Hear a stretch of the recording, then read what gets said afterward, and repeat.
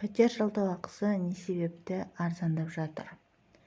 Крыша кезеттің өткен аптаның соңына қарай жариялаған талдауында елімізде баспана жалдау ақысы былтырғы қыркүйек-қазан айларындағы дүрбелең кезіндегі бағаға қарағанда шамамен 33%-ға дейін арзандаған. Сөйтіп, қазір бұрынғы қалпына келіп жатыр.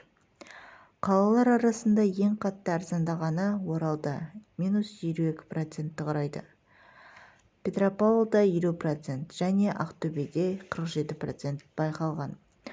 Ал Астана мен Алматыда сәйкесінше 36 және 29%-ға дейін түскен.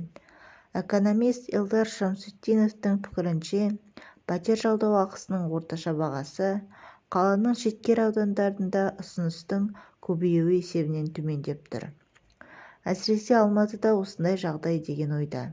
Осы сөзіне мынадай статистиканы мысалға келтіреді. 2021 жылы 1-3 бөлме аралығындағы пәтерлер 5,5 мың пәтер ұсыныста болса, өткен қазан айында 2,8 мыңға кеміген, ал қазір олардың саны 6,9 мыңға жеткен. Яғни былтыр шетелден келген студенттер мен ресейліктердің бір парасы елде қалып қойды дегеннің өзінде пәтер жалдау нарығында ұсыныс 25%-ға көбейіп отыр. Сондықтан сарапшы баспана жалдау нарығының нақты көрінісін білу үшін әрбір аудандағы шаршы метр құнын нақтылау керектігін айтады. Қалай дегенде де оның пайымынша, пәтер жалдау нарығы біртіндеп қалпына келіп жатқаны рас, бірақ жаңа деңгейде қалпына келіп жатыр. Бірақ оның бұл пікірімен Крыша кезет сарапшысы Алина Буравцева келіспейді. Оның айтуынша, нарықта алыпсатарлық әрекеттердің әсері азайған. Оған қоса бағалардың бұрынғы шамасына қайта оралуы сұраныстың төмендігінен болып жатыр. Бұл әзірге жалпылама мәлімет. Ал нақты қандай ауданда бағаның қалай қалыптасып жатқанына қатысты талдау материалы енді жарияланбақ. Крыша сарапшысының сөзімен, Алатау люкс жылжымайтын мүлік агенттігі филиалының директоры Шолпан Абахованың да ойы үйлеседі. Оның айтуынша, ресейліктер кете бастаған соң, Алматыда бағалар да түсе бастаған, ұсыныс та көбейе түскен.